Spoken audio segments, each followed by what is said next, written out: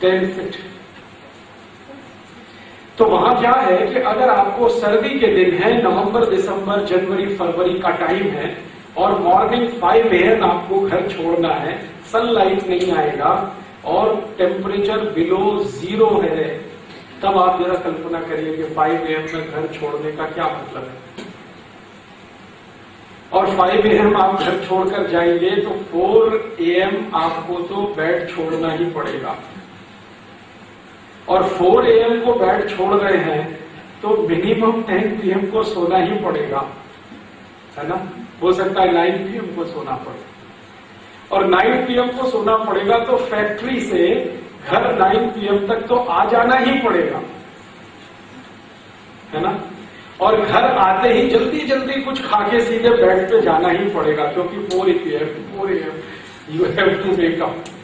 इसका मतलब ये है कि from 7 to evening 7 AM to 7 PM आपने फैक्ट्री में काम किया, सीधे जल्दी जल्दी घर भागे, घर आके ही जल्दी से कुछ खाया, इमीडिएट बेड पे चले गए, क्योंकि 4 AM आपको उठना है।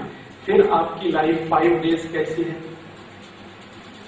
क्योंकि वहां 5 डेज वीक है, तो 5 दिन कंटिन्यू आपकी लाइफ है इतनी ज्यादा तकलीफ वाली।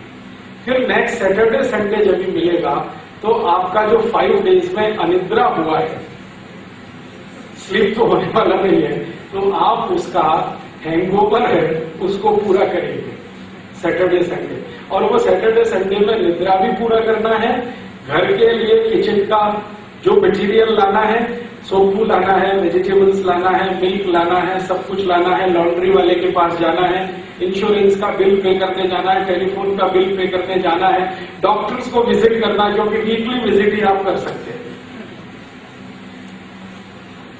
छुट्टी तो नहीं है, तो डॉक्टर्स के पास भी जाइए, लॉन्ड्री वाले के। अमेरिका में ऐसा नहीं है कि आपका घर में आके कोई सोपू देगा, मैसूर में संभव है। मैसूर में मैं डेली देखता हूं, मॉर्निंग में एक वेजिटेबल वेंडर आता है, वो अपना रिक्शा लेके आता है और बोलकर, आवाज देकर, चिल्लाकर, आपका कॉल बेल दबाकर देके जा सकते।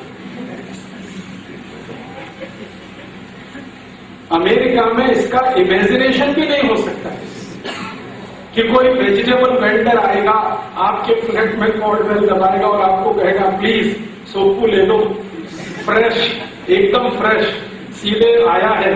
वो अमेरिका में हाईली इम्पॉसिबल, कोई नहीं आने वाला। अभी यहाँ मैसूर में मैं देखता हूँ, मैसूर तो बहुत ज्यादा एडवांस हुआ है, फिर भी इस मैसूर में डेली में देखता हूँ, वो जो इस्त्री करने वाला ना आयरन, वो भी अपना रिक्शा लेके आता है और कॉल बेल दबा के कहता है आपको कुछ वस्त्र है, बट्टे हैं इस्त्री करने का, वो घर के सामने आके करके आपको देके जाता है। अमेरिका में इट इज हाईली इम्पॉसिबल। अगर आपको इस्त्री कराना है तो मिनिमम 20 माइल्स कार को चला के जाइए, लॉन्ड्री मैन को देके आइए और वो कहेगा नेक्स्ट वीक लेके जाना, अभी छोड़ दो इसको। ये तो संभव है, ऐसा नहीं। और फिर इससे भी ज्यादा इंटरेस्टिंग है, मैसूर में मैं जब भी आता हूं तो मेरा दोस्त है सुधींद्र, उसके घर में ठहरता हूं या दूसरे हमारे कार्यकर्ताओं के, मैं देखता हूं मिल्क मैन है ना, डेली मॉर्निंग में साइकिल पे मिल्क लेके आएगा, कोई दूर गांव से लेके आएगा, आंकड़ा हाथ, एम ए हाथ, डिफरेंट टैंक में लेके आएगा, आपको देगा और फिर चला जाएगा। अमेरिका में तो कोई कल्पना नहीं कर सकता कि मिल्कमैन घर में आके मिल्क देगा। वहां मिल्क लेने के लिए आपको सुपरमार्केट में जाना पड़ेगा, हो सकता है 50 माइल्स का कार ड्राइव करना पड़े और एक साथ 1 वीक का मिल्क लाना पड़ेगा, डेली ला नहीं सकते।